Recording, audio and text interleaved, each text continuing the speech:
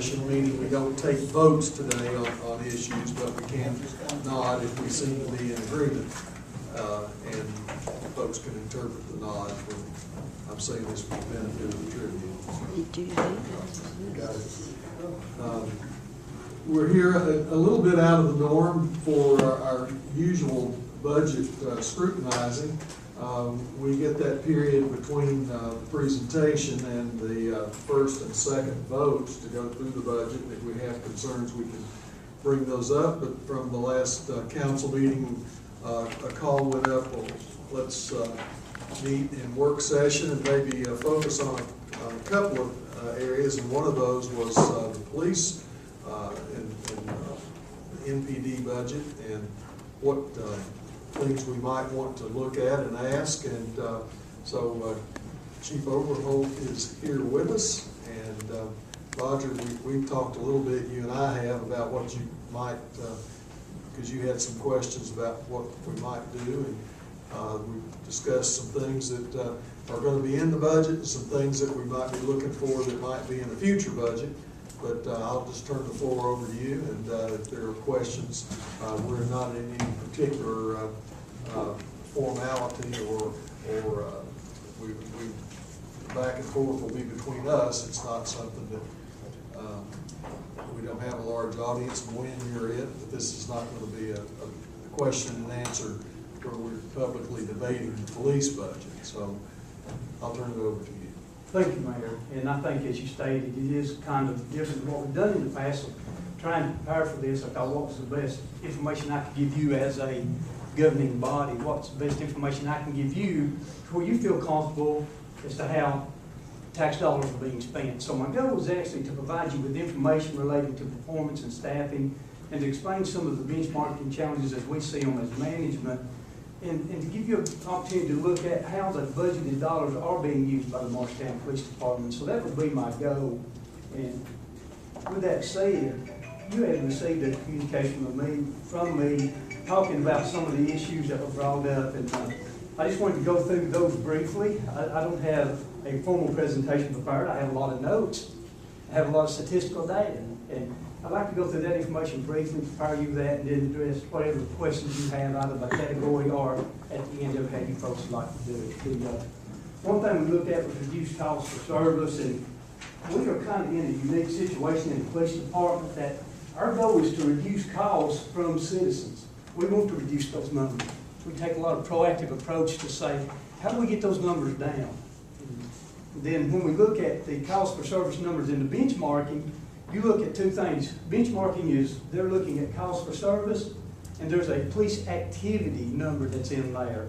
And so when you look at that number, you have to be able to make a difference between those two things. And in the benchmarking, there's a lot of the numbers that we can affect by doing proactive policing, and that's what we try to do. But then when you look at the proactive and social policing, we have historically in the Marshtown Police Department, we have historically not asked for incident numbers when we're doing those things. And the reason we don't is several things. One thing is, like an example would be when we do the downtown walks, we see that as preventive policing. We're downtown, we're trying to prevent anything from happening. Right now we do 6 to 8 of those every day. Every day our guys are mandated to do 6 to 8 of those. They will get on the radio and say, I'm out downtown, but they do not say, produce me an incident number.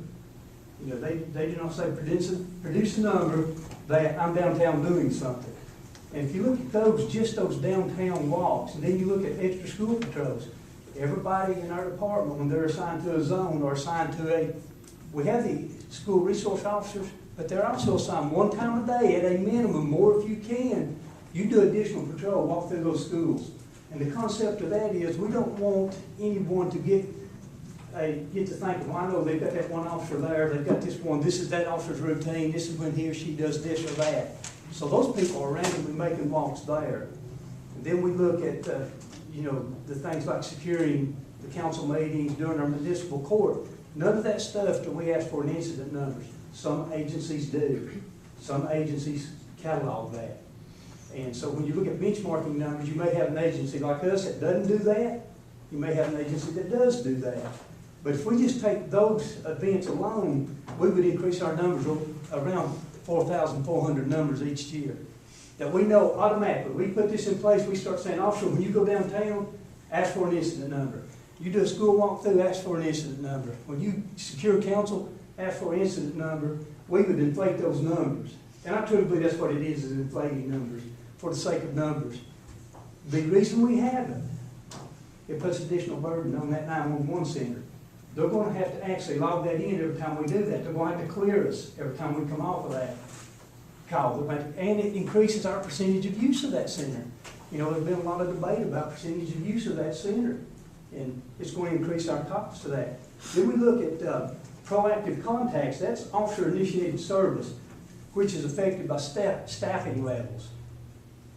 When an officer is not on the call, you know, when that officer is not answering a call, he's taking proactive or self-directed action, that averages out to about, if we, let me make sure I get the right number, per month, you're averaging out, individual officers, about 13 individual contacts, and if you do that, and you average that out, and you look at staffing levels, our staffing levels, we currently have 3 officers deployed. I want to talk a lot about the allocation of 86. We have 3 officers deployed through the National Guard that may be gone a year, is what we're being told right now. We have 3 new recruits in the academy. We have 1 officer that's on light duty from a work-related injury. We have 1 officer that's on the FMLA from, he has a new baby. He just went out a few days ago. I have 1 officer that's still in our field training program, and I have 3 vacancies, so I'm 12 people down. And if you look calmly at that and you talk about, well, how often does that happen that you have 12 people down? It's hard to say how consistent it is. That's been a lot of work, more than I really felt like I had time to do prepare for this. But if you look at those contacts, you're looking at another 1,872 numbers that wasn't produced. So if you're at full allocation, you got all these people working, you don't have these people, these 12 people, then that's away from duty, you can increase almost another 2,000. So you see how those numbers can be relevant and sometimes maybe not relevant. Then the other thing, when you talk about 86 allocations, we have 6 officers that's dedicated to other services. I have 4 school resource officers. We literally get to use those officers when they're out for the summer. They have to go get their recertification, state mandated for being a school resource officer. They take their vacations usually a couple of weeks during the summer. So those officers are pretty much awash as far as, you know, my allocation. When you look at it, you'll say, well, Chief, you've got 86. Those 4 officers are they're at school. I have 1 officer who's signed to housing. That's what he does. He does housing. He does police work in housing, but he also helps regulate and enforce housing rules as a crime prevention medic over there. Then I have 1 officer who's on litter control. You know, he supervises prison. So out of that 86, that's 6 more that when I look at my numbers, when you look at benchmarking numbers, and I checked this today to see how do they calculate their numbers. They calculate on reported sworn position. Our reported sworn position is 86. Now, I found nothing in benchmarking that says who are they assigned? Are they people assigned over to schools? I found nothing like that. And I found nothing that looked at relief time coverage like the 12 people I was talking about right now. They're just not there. They're just not working. We look at other social and policing activities and things that we do. We talk about school resource. We put a lot of emphasis in the downtown area, the shopping centers. We find that if we're in the Lowe's and Walmart and we're in the strip malls, people don't commit as much crime there. So that helps us pull those needs for service crimes down. So we do those. Those usually they'll say, you know, I'll be at the mall. I'm doing a mall walk. That's what you'll hear the officer say. That mall walk's not cataloged. It's not an incident number produced. It's, you know, they don't come back and just say, I'm back in service, give me my incident number so I can catalog that. Park and rec events, watch log requests, special permits. If y'all remember special event permit, we had a big thing about special events, the runs, the walks, the car shows and things like that.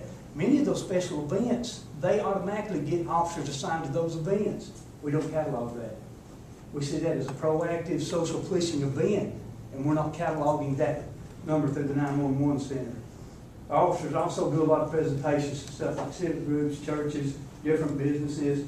We go to different schools. We even help with the college sometimes, doing things at the college. So to equate lower numbers on that benchmarking to the officers not being busy is, I think you got to look at a more complex picture to determine what the officers are actually doing. Another thing we looked at was crimes per capita, and when you look at crimes per capita and you're using census population, you obviously have to take into consideration our transit population. This city has pretty much seen unprecedented growth. It's grown more in the last few years. I've been here since March of 1988. I've never seen the growth that we've experienced in this city. We've seen that growth in our shopping, we've seen it in our dining, our recreation, we've seen it in our industry and other businesses. Well, when we build it, they do come, don't they? Our transit population increases. And I have had many conversations with the folks at MTAS that represents police in the benchmarking and about census population. You take a city the size of Gatlinburg or Sevierville, and you do their numbers based upon the census population, they don't really look too good, you know, because of the explosion of people they're actually serving. If someone comes from another place into this town, their car is in an accident, they get something stolen from the car, something happens to them, they call for police services, they still get the same level of services, and rightly so they expect that as anyone else in this community. So we have to look at that. And when I talk to benchmarking folks and say, you know, those numbers don't actively reflect my organization, and then what they say back to me is, and they say this openly at their public meeting, we don't have any reliable way to collect that transit data, so we don't measure that. Some of the things that they say we need to look at, there's a list of things that when I talked to the gentleman the other day, Rex Barton at MTAS, says, you can't just do a comparison of city to city on population and crime per capita. There's many factors if you want to do a true comparison that you need to look at, such as median household income, median housing prices, owner versus rental occupied properties within your community. What is the demographic makeup of your community? Because sometimes it can increase the complexity of officer answering a call. What are the type of industries? You have industries, and you may have 10 industries in this town and 10 over here, but what is the type of industries that you're seeing? What type of jobs are available in your city? So again, you look at a large picture. And then when we look at crimes reported, and we look at a rise in crime reported, but we break that out to type A crimes. Type A crimes are pretty much the crimes against people. It's homicides, rape, robbery, assault, then you get into burglary, larceny. We have consistently been lower on the benchmark, and if you go on the website and look at their charts, type A crimes, we have consistently, the city of Marshtown, been lower than the other agencies in that program on type, because we focus on that. We don't want anyone to be a victim of any crime, but we want to really focus on those most serious crimes first, when at all possible. And I'm hoping this is giving you a little bit of a picture of what we're seeing and, you know, how your resources are being spent when you fund those resources. A lot of variables in this whole process. You know, we talked a lot about cost per capita, how much it costs to retain, or how much a police officer costs. And, you know, again, this cost is only calculated against census population. That's the measurement. I checked with the folks at MTAS, and that's what they're calculating against, those 86. Well, if you look at those 86, how many of those 86 are really, you know, you got the SROs partially refunded, not all of it, but a majority of it. The housing officer is partially refunded. The litter officer is in our budget. He's our officer, but he's pretty much got a directive pass. We can't pull him out and use him unless it's an emergency. We don't do that. So you got a lot of variables that have to be considered. And when you look at cost per capita, you also got to consider retention impact that you can have, and you have some numbers there that I gave you early on. And I want to spend some time talking to you about our division staffing and talk about how we do that, how we as police managers look at division and unit staffing and why people are who they are. If, you know, when we looked at the, we try to really look at what's the community needs at this time. We do a lot of analysis and evaluation with our supervisors and command staff, You recently saw that we made a move. We took a patrolman and put him in full-time criminal apprehension unit. That resulted in 31-day work period. He arrested 81 individuals that had outstanding warrants on them that we couldn't find. That's a good proactive approach, we believe, to policing. You know, if those people are incarcerated, they're under penalties from the court, they're under probations, things like that, the chances of them people continuing to victimize other people are reduced. We have, when we look at staffing, we have to look at what is our relief time measure. You know, if you look at if you took just two weeks a year holiday and 40 hours required police in-service training. Now, most folks are going to take more than that 2 weeks, and most folks are going to get more than 40 hours of training. But if you just take those numbers and you calculate it on the 2080 work year, it takes 5 people just to cover relief time. I have to have 5 FTEs, full-time equivalents, to say, I need these 5 people just to cover everybody else while they're going to be off. So again, that's coming off of that. You know, we took out 86 down to 80, now we got 5 people release time, now we're down. So the numbers get real complicated and real complex when you start drilling down through this to determine how you're going to do your staffing. Something that we look at is the predictable release time, the time I just told you. What is our non-predictable release time? That I can't tell you how much I'm going to need next year. What is time like sick or injury? These officers that are deployed, I don't know when that's going to happen. Use of accumulated comp time. They went to court and accumulated comp time. Training to maintain specialized skills such as the EOD, the Explosive Ordnance Unit, and the SWAT unit, the K-9 units, and things like that had federal guidelines and training. So the other thing we evaluate as a supervisor team is we look at what is our response time and where do we want that to be. I always tell people this when I speak to them. When you need the police right then and there, hang on, we'll be there in a few minutes. Isn't that true? We'll be there in a few minutes. Well, sometimes that few minutes is critical to life. So we want to get there as quick as we can and get there safely. Right now, the last analysis we did of our time was our average calls for response is 4.38 minutes. Our average emergency response time is 3.23 minutes. And all of those are, I think those are times that we all can boast about, that we're able to respond with under 4 minutes. If you have a critical incident at your house, we can get there pretty much at any time under 4 minutes. 68% of the officer's time is dedicated calls for service time. That's a figure we look at for this reason. 68% of that time, and again, the way this number was calculated, it was calculated real numbers, taking how many officers worked this year, how many calls, how many days, hard numbers. We took, when I say hard numbers, we took a sampling from each quarter of actual numbers. Officers on shifts, calls for service comes in, and we looked at true numbers. Well, 68% of their time is dedicated calls for service time. So what that means then is their discretionary time, or the time that we can direct them to things like traffic enforcement, patrols of high crime areas, property check, business, school walk, neighborhood contacts, other directed patrol or crime prevention has to fit within that remaining time. We have to fit all that other stuff in that remaining time. So we look at that. We look at how do we reduce, and we've been fortunate to use technology a lot of time as a force multiplier and been able to do a lot with a fewer people, with a few numbers of people because of technology. We currently attempt to maintain 12 to 14 officers to a shift. Our goal is to have 7 people assigned to a zone. We recently, the southeast of town, which there was some discussion about that on the survey, on citizen survey, the south end of town for 2 years in a row has showed up as a high crime area. Well, for 2 years in a row, we've been trying to dedicate additional resources in that area. One thing we did is we split that area geographically so that we could have more patrol time in that area. So by doing that, we went from a 6-zone patrol to a 7-zone patrol when we commanded. When we command that 7-zone patrol, that gives us 7 zones of patrol and gives us 2 supervisors. We have 4 ranking officers on each patrol shift. 2 of them will supervise at a time. The other 2 will work a shift, they'll work a zone, they'll work. Then if they get behind, the guys who are actually supervising will go out and work calls for services. So these guys are, they stay busy. They truly do.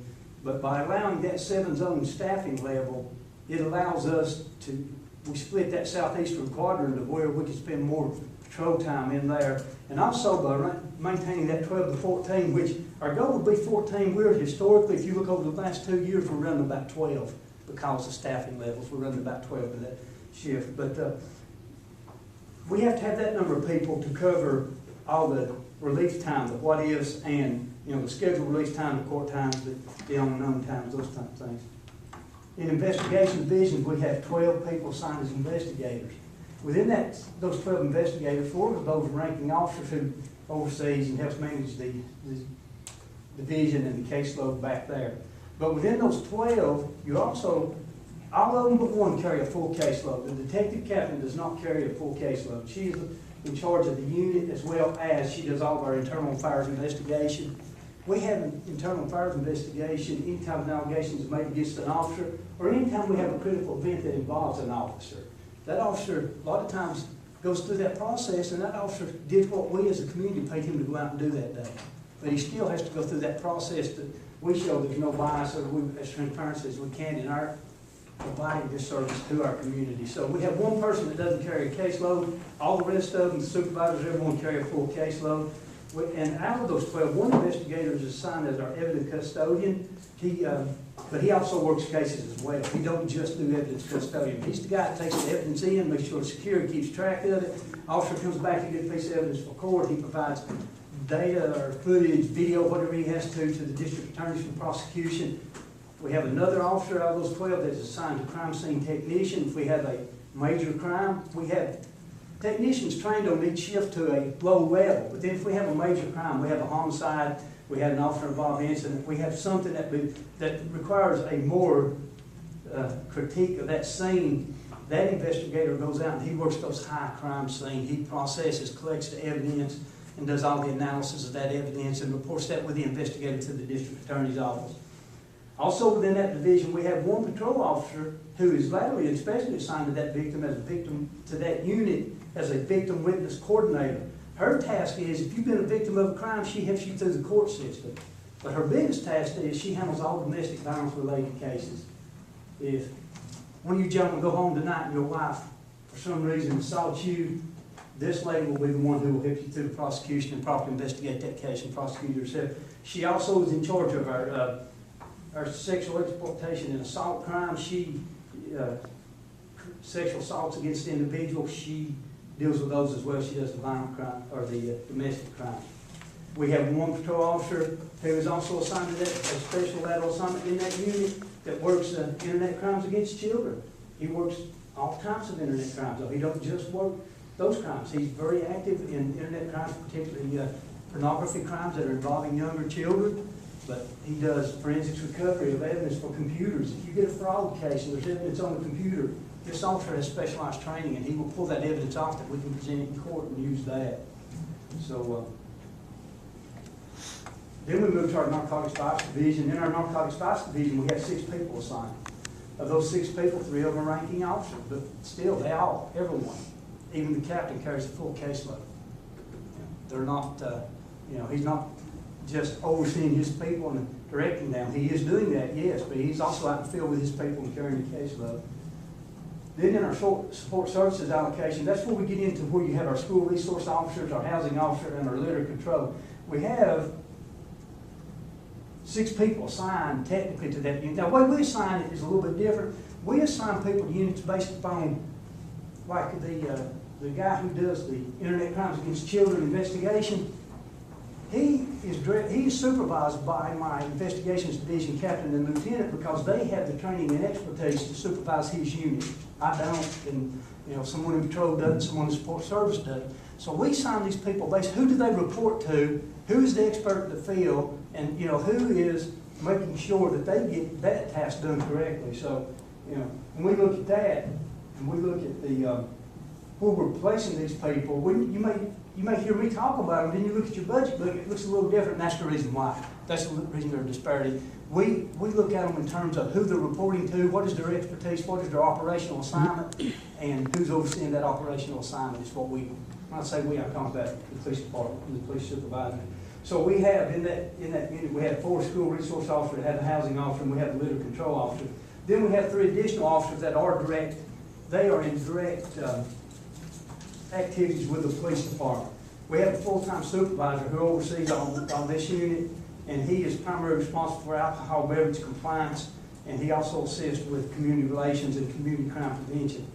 We have a first-line supervisor that goes out in the field with these guys and works, but that's not what he does. He does traffic crash reconstructions. He is recognized in court as an expert witness for traffic crash reconstruction. He also is our gun prosecution officer. If you commit a crime in the city of Marshtown with a gun, he works the case diligently to ensure that you have an opportunity to stay as much time as is appropriate into one of our federal systems. So he works that as well. And he has, along with the other supervisors, they really do a lot of crime prevention, proactive social policing. He is responsible for making sure the council meetings are covered, making sure the city courts are covered. And a lot of times you'll see him and the officer himself and they're doing that. And then we have the guy that we just assigned to that unit, the criminal apprehension guy that I was telling you who had made so many arrests in 31 days. We only have 2 more units. I know this is not the most exciting stuff, but I think it gives you a picture of, well, what are you doing with these people? You know, and why are we funding these people? Our administrative allocation is myself, obviously one police chief, and if you ask any of my personnel, what does he do? They'll say, I don't know. Tells us what to go do, I guess. You know, so you have myself. Then you have an administrative deputy chief, and who has a lot of primary tasks, but just a few of those is technology and communication systems, grants, and both writing grants, managing grants, and grant reporting, those type of things, budget. Over multiple special response units such as the public information units and the hostage negotiation unit. Also oversees our state and federal record keeping and ensure we're in compliance with that. She is the direct supervisor of our investigation unit, also direct supervisor of our accreditation unit, our training and property control unit, and our planning and research. Then we have an operations deputy chief. He is, as with the administration chief, has a lot of responsibility as far as he oversees patrol narcotics unit. He is directly oversees the special response team. He oversees our support services, K9, EOD, and reserves. All those people report to him. When it gets up the chain and it gets to the guy that says, man, I don't want to go tell the chief, you know, then that's the guy that they say, tell Deputy Chief Fox call, he'll go tell him. You know, so he has all those people that are working under him. We have one training officer, and that training officer is also our special response team commander. So he does the training, ensures everyone receives their training, whether it be the state mandated 40 hours, or if it be our civilians who needs career development type training, or if it's our EOD people, or tactical people, and those type of things. Then we have one officer who does all of our property control, and property coming in, property going out, also assists, does our fleet maintenance, make sure that we get the cars are maintained properly and they're assigned properly where they should be. And she also helps with the crime prevention programs. And then our last thing that we look at is our civilian allocation. How many civilians do we have? We have one civilian records supervisor who works alongside the records clerk. We have a lot of mandated reporting through the state and the federal system that it's not our choice to report. They say, you shall report. And there's a lot of guidelines to that, a lot of expertise is required. Those people have to receive a lot of training to ensure that we meet those guidelines.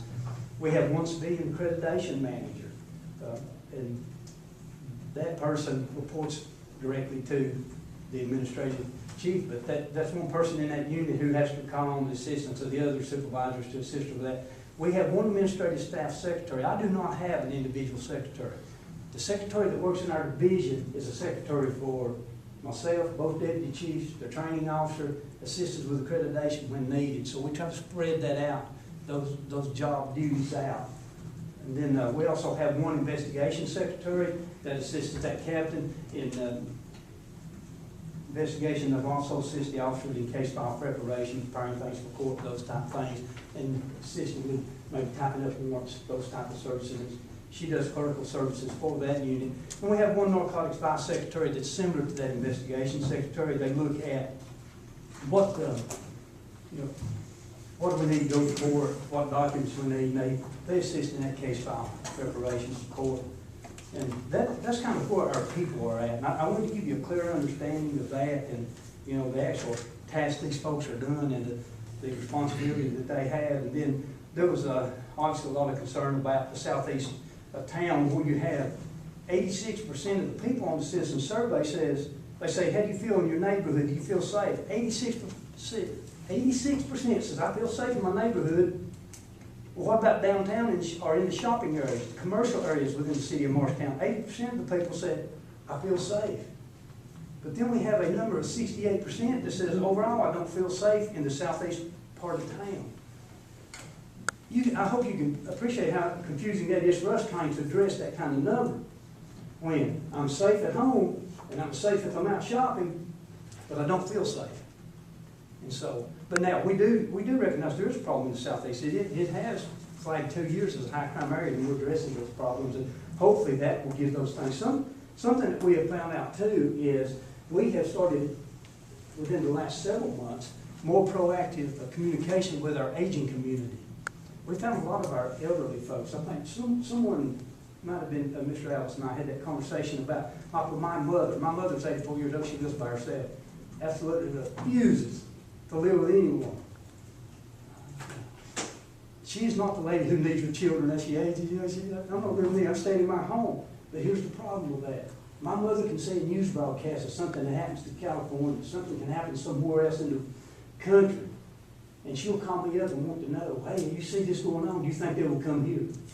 Well, no, I mean, but in that, you know, they're isolated, they get limited information, and so we've really started a very proactive approach where we've actually got out, knocked on doors and given brochures about, you know, these scams and frauds and things like that, or just go out and say, hey, we just want you to know we're in your community today. If you have any concerns, please contact us and let us know. And those type of things that we've been doing for several months now. And we're hoping that will have some impact on that feeling of safety, because we feel like everyone has the right in their community to work, to go to school, and we've had a lot of emphasis on the school, to go to church, and to carry on their daily life without a feeling of insecurity. And so we're doing everything we can proactively to do that. And I think that's pretty much an overview of what I wanted to share with you. I was asked a question about the budget. I have looked at the proposed budget for the next coming year. The only thing that I see that the police department, let me tell you what we do our budget, is I don't sit there as the chief and say, this is what you all need to do patrol. This is what you need to do investigations, and this is what you need to do support services. We actually meet with our staff, and they have a conversation. Every one of our supervisors, corporal, sergeant, lieutenants, captains, what do we need? What do we need to operate our division efficient next year? What do we need? They have that input. And so that's where that information comes from. And we take that information, we gather it up. Now, we go back, and we may have to go back to them and say, look guys, y'all got like $10 million worth of capital request here. That's not going to make it. Let's scale this down to what we think is possibly manageable. And we will prioritize, and then we turn those priorities in to the city manager and his finance department for consideration. And in this past year budget, the only thing I saw that didn't go through that second tier through us, it was a reduction of 1 vehicle and a reduction of 2 vehicles. That's the only thing I saw, 1 in patrol and 1 in investigation. And the only reason those numbers were, those vehicles have been added in, we lost 2 vehicles total crashes last year. When we do our 7-year projection, we don't project forward. What if the officer gets run over and totals that vehicle out and that vehicle just goes away? So we had not projected 2 vehicles that we lost in that. But that's really the only thing I saw in that budget. Someone asked me, well, what's not in the budget? It's really, we didn't look at that budget and say, oh, this budget's terrible. We have displeasure with this budget. We felt like it was a budget which we could operate on within our department next year. So, you know, that's, I think that's kind of the information that I wanted to provide to you, and I'll be glad to attempt to answer questions. If I don't have the information, I'll attempt to go back and get it for you. A couple of questions on the fleet. You know, I've gone from the time I started with the city when they had the 7 patrol cars, they rotated them every shift, to now every officer, I guess, has a vehicle, which I don't disagree with, because I think just the visibility of them is practical as far as preventing. How do you base your fleet when one is it just on certain mileage? And I know it's really changed since they did away with the Fords and went to the, you know, that was they used to do a lot of taking parts off of this and fitting this, and I know that doesn't plan out now. How do you all do your fleet? We look at several different things. We look at mileage in relationship to maintenance, then we consult with the manager down at the city garage, and they have an input in on what vehicles do you think we should or want to take off. Risk Management Pool has recommended multiple times that we attempt to take those vehicles off of, like where they have critical response performance, patrol, or we have these special guys on tactical units that may be coming out and need to run code traffic. Code traffic means blue lights and siren, he's got to run 80, 100 miles an hour. You don't want a vehicle that might break. You don't want that. And so we look at vehicle assignment. Can that vehicle be passed down to a less strenuous assignment? Can't do that. But there's a whole tier of things that we look at, and that's how it's decided. Another thing on, a couple of things on, I know you spend a lot of time. What's actually required on a, say I'm involved in a traffic accident without a, and I know it's different for fatalities than it is for just fender benders. What are you required to do as far as say there's a traffic accident out here on the corner this afternoon? As far as reconstruction, does it make a difference on? It does, on the level of injury and the level of property damage as to whether or not the accident will be reconstructed. Who sets that? Does impasse or something, do they set how far we go with reconstruction and stuff, or just what dictates that? No, sir, it's, the only guideline that I'm currently aware of is there are guidelines if a crash is over $400 or has personal injury as to what it will be at the state. It is basically usually the service that you provide to your community. If we have a fatality, we have an accident with an injury, we're going to try to reconstruct that and make sure that we look at all things as, you know, is there something here that's preventable? Is there something here we need to educate people on? And we know that more than likely that investigation is going to be called into scrutiny by a civil process. And so we want to make sure that we've done everything to provide the level of service that we can. Could you reconstruct every accident? Yes. So that same officer you're talking about, he's going to end up in court. Yes, he's going to end up in court. The other is loss prevention. Say you get a shoplifting from a loss preventive person at Kohl's or Parks Belt or whatever.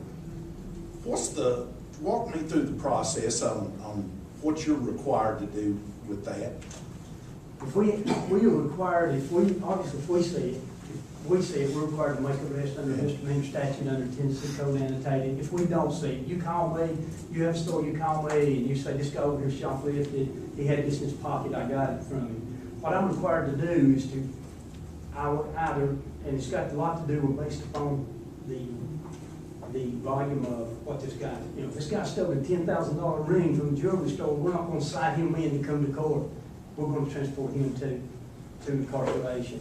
If he has what decides, Chief, what decides as far as you taking the loss preventive person's word that this guy shot?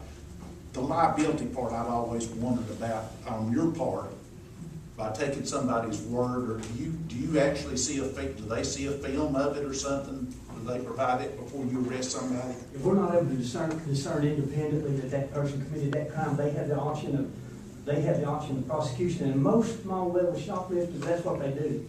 They prosecute. We simply transport. Okay, they prosecute. But yes, we do films available, we look at that. So it's an entire process that you go through. That officer has to use a little bit of discretion, you know. Does it rise to a felony to where I should do immediate incarceration, or can this person be cited into court? And should we as the Morristown Police Department make this charge based upon the evidence? Do we feel comfortable we have enough knowledge personally to go into court and say, yes, this person committed this crime, or do we want you as the store owner, you as a loss prevention person, that burden's going to be on you to prevent, to say, yes, this person did that crime.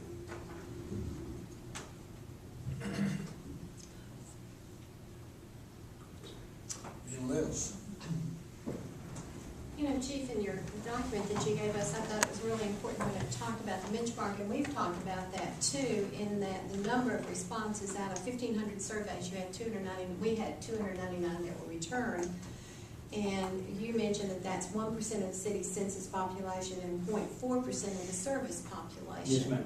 And guys, I think that's something we really need to look at, is we're basing a lot of, and it's good material, this is the national survey. Is the benchmarking survey percentage, or is this the only one we sent out this year, Tony? The benchmarking survey is compiled by departments of those communities. Okay. That is from the staff. The community survey is from citizens. All right, so we need, and we've talked about this before, it goes to, we don't know who it goes to, But No. we need to do something to increase that response, because we're basing a lot of our decisions, not just in the police department, but overall on the feedback that we're getting from that survey. And is that included in any way? And that's totally separate from the benchmarking. It's not Those are two completely too separate programs. complete. But would you agree that we need a better return on that? I would love to get a better return on that, and I think helping talk to the citizens would certainly help that. I think that people don't want to spend that much time. But you need to also look at, over time, we've got 6 years of history now, and I think we're not getting the wrong people every year.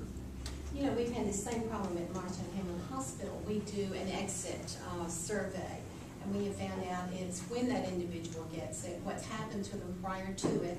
And many times, I know sometimes maybe you stay somewhere and they say, please rate us, or even companies that you, and they will now say anything below a 10 is like a 0. I mean, really, and I don't know how that rates on this score, and I haven't had one of these surveys to fill out in a long time. But it may be that they're rating an 8 and a 9, but on that chart, we need to find out how that plays out. That's not, you know, if you don't get a 10, you might as well not have returned it. You might as well put a 0 on some, and I don't know if that's the same here. But I think we need to look at numbers and how it's rated, and just as a whole council for our whole benefit for basing a lot of things on The that. rating scale is generally excellent, good, fair, poor. Excellent, good, fair, poor. Well, sometimes good may be like an 8 on the hospital, and I know we've been really dinged on that. So, I mean, I just say that. The other thing is, and I think this is what we've talked about in fire as well, police, the cost it is to replace an officer.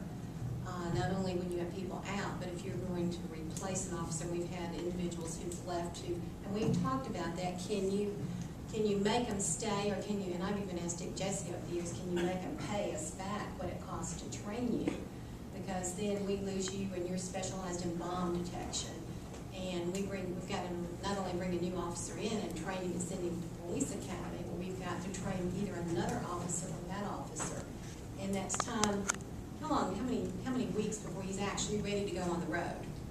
We get a new officer, and we have to send them to the academy. They have 10 weeks in the academy, then they have 4 months in our field training program.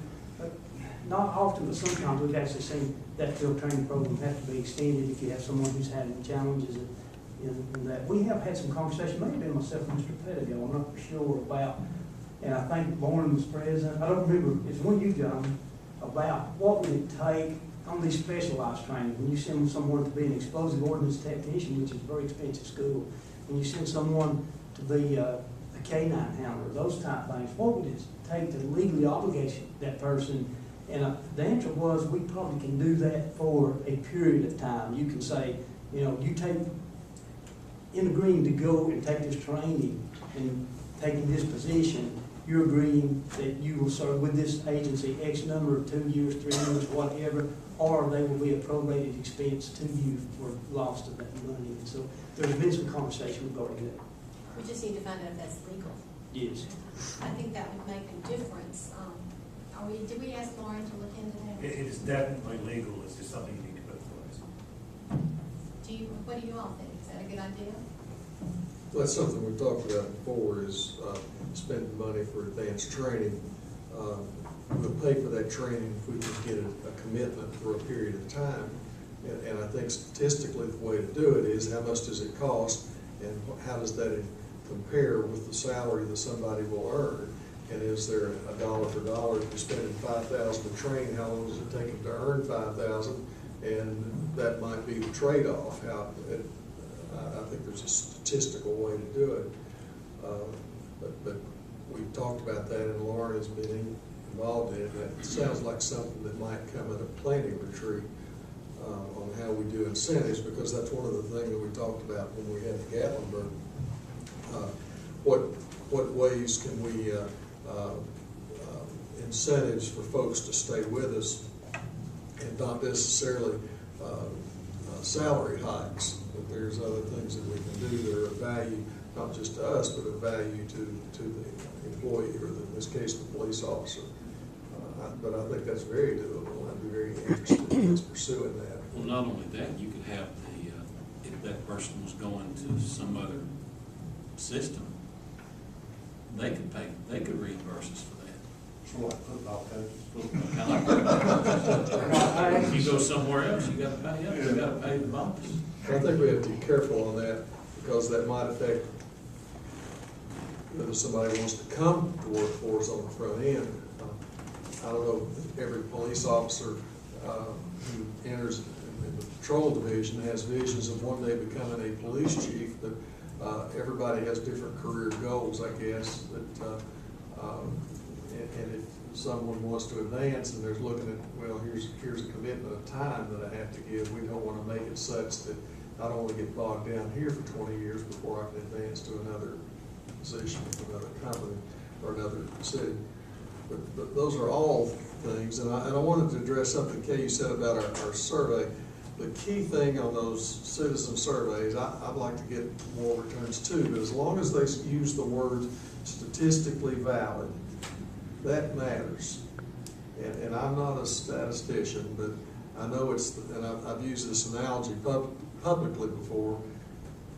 It's the same concept, and they explained it once on CNN with the ping pong balls. I got lost when I realized there weren't paddles involved, but they were explaining how you do exit poll interviews on election day.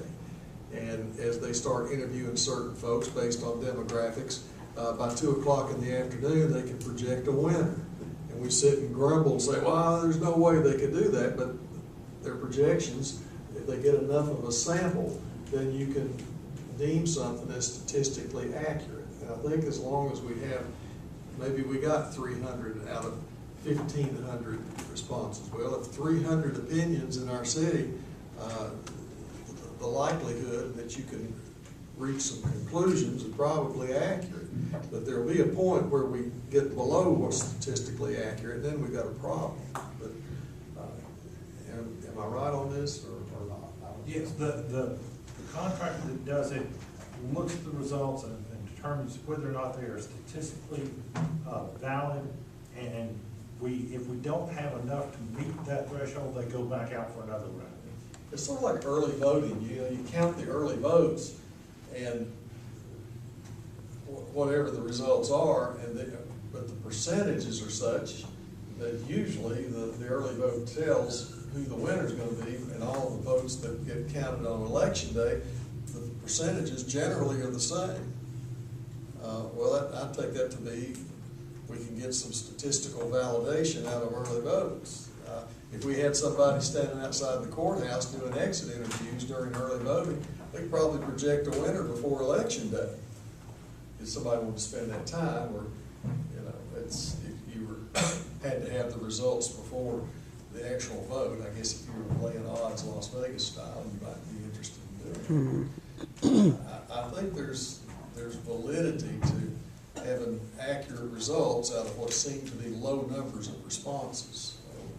What is the criteria for determining that it's statistically valid? Well, we don't know that. I don't know. Well, there are standards for those things, and we can have the folks come in and we had them once come in and make the report and talk about that. But there are commonly accepted standards and ratios that they use.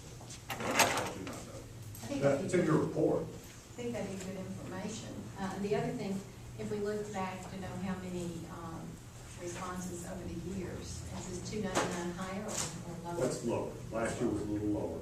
But we've not generally been more than like 400. Well, I just think that's in any business or body that the more is better. Tony, is it broken down though, like, we've talked about the south end of town and stuff. Is the criteria broken down in sections of the community and stuff? They look at where you live, income, gender, and, the whole thing that you see in those demographic results. They make sure they have a selection of people that represent what our population is. So, certain black group, there needs to be that percentage of people in the responses, Hispanics, whites, high income, low income, all those things are tested, make sure that we've got a representative group. When Chief's talking about the number of officers and that the survey is based upon, and the report is based upon the number of officers, and he showed us that how all those officers are not necessarily the ones on this, they have other assignments. Is that the national or is that the benchmark? That's the benchmark. Benchmarking. So it's just like we do a salary comparison. We don't know that this individual in another city, his travel is included in that as an administrator or whatnot. So we're not sure what all's included in their figure. The benchmarking program, we make sure that we define the information consistently across groups. Every group submits their numbers. There's a meeting of the groups that submit their numbers and talk about it. The chief participates in that. There's a data cleansing, says your number seems to be out of whack. Why is that? They talk about that. And then at the end of the report, the group again talks about what the results mean, how do we improve it next year. So it's not just throw it at the wall and see. Police departments talk with other police departments to gather the information. So you're saying that number should be sorted out, that As the chief indicated, he's had a number of discussions over many years about per capita not being a good measure for us. And as he said, they could not come up with a more reliable, consistent number. We could talk about daytime population, but nobody knows what the daytime population is for any community. So they've talked about that and said, this is the best we've got. If you're looking at Sevierville, for example, you may need to explain why. Same as for us. But look at the other communities. Knoxville, for example, has a higher daytime population than the regular population. But you can't simply look at the numbers and say, there's the numbers, that's it. There's more work to be done. But it's starting. I have a question that goes off on another direction. In dealing with your budget, if or when the 2 highway cameras are moved to intersections, how will that affect your budget? I don't know what the numbers, the revenue numbers are on those cameras, sir. We have always, we've been in the police department, have always looked at enforcement and crash reduction numbers. And I am no way trying to avoid your question. I truly have never involved myself in the financial end because I don't think a police agency should base its decision based upon revenue generation. So that's always been a thing that's been helped, the city finance department has always looked at that. I don't know what they bring in, I don't know how much percentage is that we keep versus the. Can you answer that, Joe or Larry? I'll get it for you. Is that designated money, or does that just go into the general fund? General fund. General fund. so it doesn't go to the police So department. it doesn't affect your budget at all? No, it's a general fund dollar amount. It has nothing to do with my budget that I'm aware of, sir. I would, as any department, it would be the same with me as with the street department or the fire department or any department. The impact on his budget will be if the cameras aren't doing the enforcement, he's going to be required to put a person on. What else? Chris, Ken, all been listening attentively. Well, I thought it was a good presentation as to what you're doing out there, and I think the proactive stance is I'm very much a proactive person. I think that's the way to prevent things. And I think just the presence of our police officers, whether it's in the school system or whether it's downtown or out at the mall or wherever it is, I think that's very important. very hard to measure crimes that didn't occur. I have one more question, just for my own information to explain. Explain the resource officer agreement that we have with the school system and maybe the sheriff's department or whatever. Okay, we basically have contracted officers that go into the school system, and a large percentage of their salary is funded, their certification training is funded by the school system. It initially started under a safe school grant, under, I want to say, might be as far back as Sam Shepherd, but it's been a few school administrators back. the mayor may know, but it initially started under a safe schools grant, where people were hired to do just that, to go into the school system. And schools, at one time, the schools were actually paying a lower percentage, and then as the need for those officers became more recognized within the school system, the schools started paying a larger portion of those officers' salary and participating in their training and stuff like that. We still do have some expense, as we being the city, in that it does not cover 100% of salary and benefits, and it does not, doesn't cover for the vehicle, we provide the vehicle. So it's a partnership, really. How do you distinguish between whether you do it or the county does it? The schools that we have done have always been schools within the city. We have done those schools, the county does the county schools, and then the county also provides, we have 2 officers at the high school, and that's basically one of the national programs, and that's a recommendation. Y'all may not believe this, but teenagers are a little bit tougher to handle than the kindergarten kids. So we have 2, in the middle schools and the elementary schools, we have part-time assigned. What I mean by that is those other 2 officers assigned will rotate between the middle schools and the elementary schools. Now, I have had some sit-down conversation with the new school director, and their goal would be to try to find the fiscal resources to have a full-time officer in each school. And I have explained to them what financially would be necessary for that to happen, or what I believe would be financially necessary for that to happen, a commitment on their part. You know, that would be great. I mean, we believe protecting school kids is one, you know. What about the difference? You know, you say there's still some difference in salaries and benefits between our resource officers, what the city pays them and what the school reimburses. Would that be the same if they expanded their? I asked them if they looked at Expansions Act to look at the full salary and benefit package for that person to do. That's what I asked them to do. May not be doable. They may come back and say, well, can we do this much? Then that would be up to you all if y'all wanted to participate at another level. I think you're gonna eventually see, all school systems have their own, resource department of security. It's a possibility. Does your, say on your organizational chart, are promotions, say you've got an officer that goes through the bomb training and stuff like that, does his salary change with rank, or does it change with job?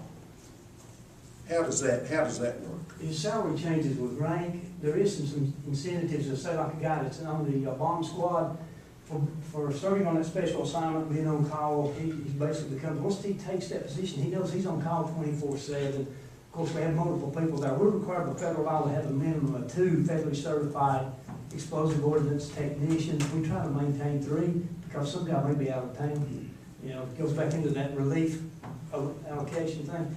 And so, but he can get up to a $500 a year incentive for being on that. Sort of like a supplement. Supplement, yeah, a stipend or a supplement for being. If he comes off that unit, that goes away. He has to maintain his certification. He has to participate in call-outs, participate in training. It's not just he can go to school and get the certification. Is there a rank requirement for that job, or is it just? No, it's not. You're satisfied that they can do it? There's a years in service and grade requirement. I don't have that in front of me, but there is a year in service and grade for different level jobs. You've got to have a guy who, an explosive ordnance guy, we will probably put a younger guy in, say something like, Somebody. yeah, say, you know, so maybe something like on the bicycle unit. We would let him, you know, a guy been here a couple of years, we're okay with him riding a bicycle, we're not okay with him going to decide if that's a bomb or not. So there's some time and grade and training requirements. Mayor,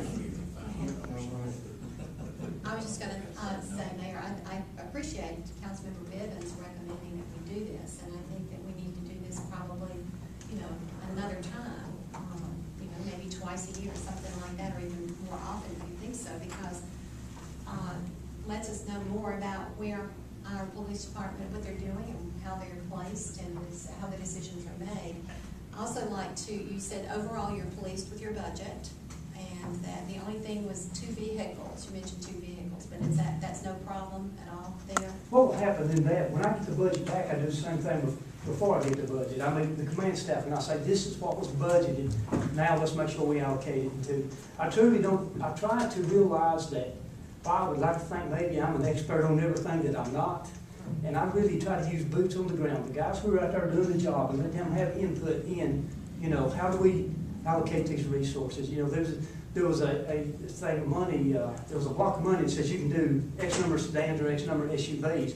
Well, what I'd like to do is take that block of money back to my command staff and say, okay, guys, you know, winter service versus specialized services versus, you know, these SUVs and patrol, how do we make that balance? It may be 2 or 3 SUVs and, you know, 3 or 4 or 5 cars. So we try to really look at what's the need, what's the overwhelming need.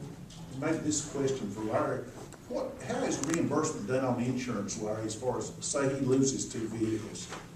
And how does that work? Depending on the vehicle, how old it is, more than likely we won't receive anything because it's already, if you will, depreciated out. So basically, there's been very few times that we've received any funds from the pool on a wrecked vehicle, because most of the time they're so old. What about if somebody else is fault and they're insured? What about recovery from that? They'll recover whatever the NADA book, whatever the book value is, that's what they'll go, insurance industry. And there's one insurance company that doesn't matter who's at fault, that, well, I shouldn't say it that way. If their insured is at fault, they still will say, well, it's 20% your fault anyway. So we get in a back and forth on them wanting just to pay us 80% of that value. But most of them, it's really small amounts by the time when those wrecks occur and we receive those funds back from the other driver's insurance policy. Does that go back into the police budget, or does it go into? It goes back into the general fund. Yeah, at the insurance recovery. Thank you for coming. While this is out of the usual budget process, I found it to be very informative. I don't know when you took a breath during that presentation. you rolled right through it. And we appreciate that. I do agree that maybe this is informative in a work session. Probably not, we're not the ones that go setting your budget and shouldn't be, but I think it is good to keep us up to date on what you do. And I want to pass along, I went to the Thursday event at the farmer's market. It was the outdoor street party that we had, which was kind of a first for us with the selling open containers of adult beverages. And Tommy was there, and I thought the police presence helped that go well. And not just because there were 3 or 4 officers there. What I thought helped it go well was that they were interacting with the public. It was not like they were arms crossed stationary, we're the law leaning against the post. They were interacting with folks and participating in talking and discussion, and I felt they seemed to be at ease, and I felt like that helped the flow of the group. We had 200 people there, and that's kind of new for Morristown, and the band was pretty good. That helped too. Yeah, there'll be more next time. Yeah, I think that was a good first time, and glad to see it, but I thought the presence of officers there helped that be a very well coordinated event. So I just wanted to pass that along. I appreciate you saying that, and in regards to that, something else that we have to consider, just like that event, we don't just say you, and go. We have to look at who would be more, who would have that social policing tendency, who would be the people who would be able to interact, who can make that public connection, and then police when they need to. And so there's a lot of challenges in a lot of our proactive programs in that we can't, we may have 80 people to choose from, but we may not own all 80. So we try to match the people to the event. If we have an event where we think, we need these guys need to be firm. They need to hold the ground and say we're here to enforce the law. May be different than events where we say, hey, we just want to keep everyone safe, let everyone have a good time, and when we can, just remind people don't do that. And so we try to actually match the people up to the event. Okay. Just another comment, and I've mentioned this before, our church participated in church security with first with Officer Dudley on facilities and stuff, and a lot of those ideas have already been put in place, which I'm thankful for. And also the chief and Major Jones participated in about a 2-hour workshop that it was well attended, and I think that's another big benefit for the community, and I want to thank you again for that, because it was real down to earth, where the rubber meets the road, and I think that's a real benefit for the community.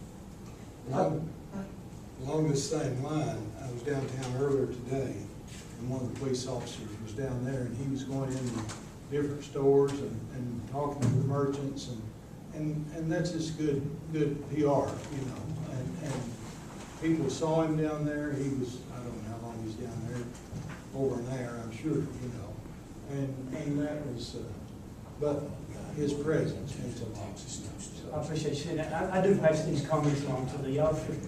As you know, we often receive scrutiny, but, you know, I like to pass the praise along because of that, so thank you all for those.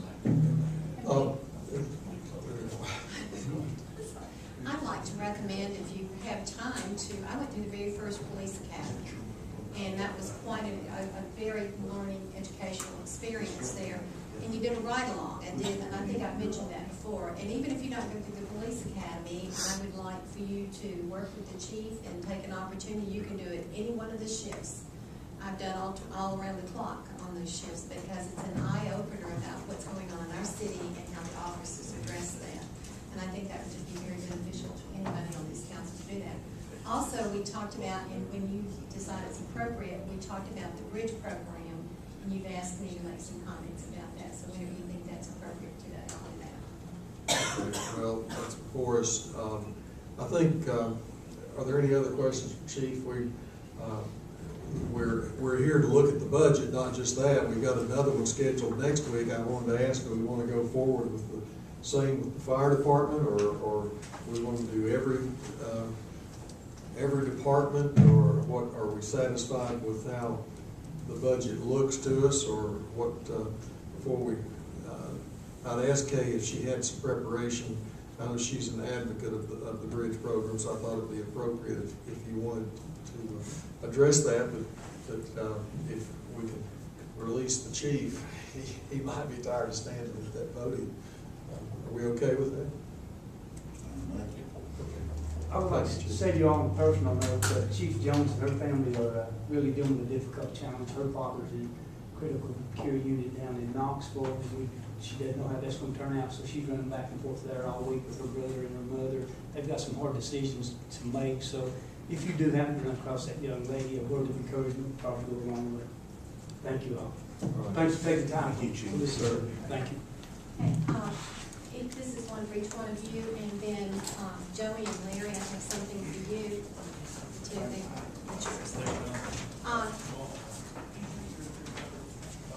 And Rachel's going to hand out to anybody in the audience that wants them. At your seat, you had a list of the 12 most often asked questions. And so after the mayor contacted me on Friday about talking about the bridge program, what I did is, since we said that this was budget and related topics, is I called MTAS in Knoxville and then TCRS in Nashville, and they directed me to Drew Freeman. And so I contacted Drew Freeman, who's with TCRS, Retire Ready, Tennessee in Knoxville, and he has coordinated a meeting to follow Chief Honeycutt on the 29th. That'll be about the bridge program. You know, when you ask me to do something, I'm going to do my homework, and that's what I did. I'm not the expert in this field, so that's why I called MTAS and TCRS. So on the 29th, the TCRS presenters are Tim Crawford, who's a retirement plan advisor, Retire Ready Tennessee, whose office is in Johnson City, and then Justin Ball, who's East Tennessee Outreach Specialist, Tennessee Treasury Department, Retire Tennessee, Office Newport, and Freeman is based in Knoxville. And so on the 29th, what they're going to do is come and talk to us. They have a 30-minute PowerPoint that they will show us. And then this is all informational. This is not a decision-making, and I felt like, as I've said here, and you can read it again for yourself as well, all three of them said that what we need to do is to look at the entire program. We have the legacy retirement program, and you have the bridge. You can't consider one without the other, because whatever decision you make impacts the other decision. And so I call us stakeholders, and that's all of our public safety employees and the individuals who make those fiscal decisions, that we need to vet this totally. So this will be a first meeting. I told Mr. Freeman, and all three of these individuals are in Gatlinburg hosting a conference on this very thing with other municipal people. And so they said that what you need to do is to meet with the individuals that I have addressed this to at the top. I told them it's an open meeting because it's advertised. We cannot meet without letting the public know it. But this will just be to this group of people. And then the second meeting that would be the time to be determined and would be advertised would be with the public safety employees. And that this should not be in no way construed as an endorsement, but finding out. And you know, we batted this topic around. And yes, I have received information. I have made that information available to everyone up here and to staff, I think the administrators, finance, and so forth. But we need to look at it and really find, out what it's about and what it's going to involve. Okay, when I ask you to be prepared to talk about the highlights of the bridge program, this wasn't quite what I had in mind. But it'll be good. Well, I don't want these guys coming and taking up 30 minutes of the PowerPoint and then inviting all the public safety employees to come and us discuss it. We might need to talk about this a little. Well, no, they wouldn't be at the same meeting. They would be at a Well, different meeting. any meeting. I don't know that we need to sit in front of all police and firemen and when they clearly want something and us discuss it. This isn't quite the path I thought we were going to follow. I don't mind hearing the highlights of it, but I don't think we need to hear the highlights in front of a large audience of folks who want to clearly benefit in a huge fashion. I would assume it would be like today. I'd be surprised if that's. Then how are we going to meet without any other people there? I'm not, we have to advertise anytime we meet. Well, we'll advertise, but we'll do it. I'm wondering, actually, what we need to do is run this through our city administration office and recommendations and presentations for it in that manner. I don't know that we need two presenters from TCRS, and there's difference in learning about highlights and hearing a sales pitch. It's not a sales pitch, I promise you that. It's not. I'd be surprised if that's true. They have presented this to other, well, that's your opinion, and you're entitled to your opinion. But I think that we cannot make this decision in isolation. I'm not saying we should make it in isolation. I just think we had this set up for the fire chief and look at the fire department and get our budget passed. I think this is not something that's going to be in this year's budget. And No, it's not. so, But it's a related topic, and when would you like to schedule? And I don't Well, think that we really can say whether they need two presenters or not. This was Mr. Freeman's idea. Justin Ball is the one that works with this, as well as Mr. Crawford is the one that's assigned to this area as a retirement plan advisor. And it's just like in anything else, I don't even think our staff has the ability to tell us totally about the bridge program. well, I'm not opposed to scheduling a separate workshop and them coming, but I think that's probably, as far as incorporating it in this meeting, this type of meeting, I think this is a work session for another time. Then Is give that them, all right? that'll be Okay, fine. Dave? I'll just tell them, we'll do the same format, just another day. I think the point that's being made here is that there's no such thing as people who know absolutely nothing about the bridge program being given a synopsis or little notes of what that's about. It's more in depth than that. It's that you just can't do that. And I agree. I think that sometime we need to look at that, because I think we need to let the police and the firemen know that, we are looking at it. But maybe not next week. Yeah, I agree with that, and that's the point I'm trying to make. This is a bigger issue, and, you know, this was the information we got before, was the 17 most commonly asked questions. Well, that's quite a bit of information in there.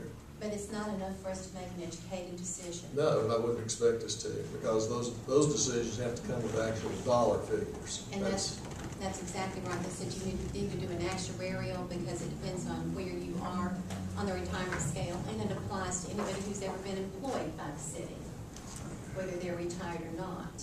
Are there any other parts of the budget the council wants to bring up or address, or are we still okay with next Tuesday with, you want to take a similar look at the fire department, so whatever your pleasure is, council? I think what we learned today was very informative.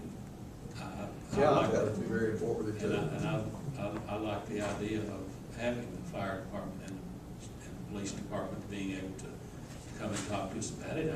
I like the idea that we learned that they are in coordination with the budget.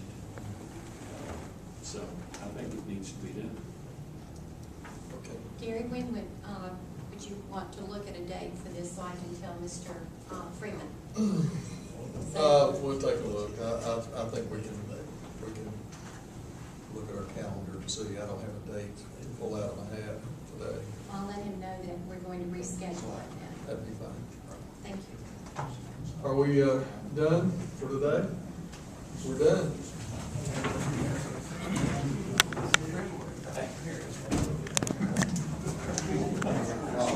Yes.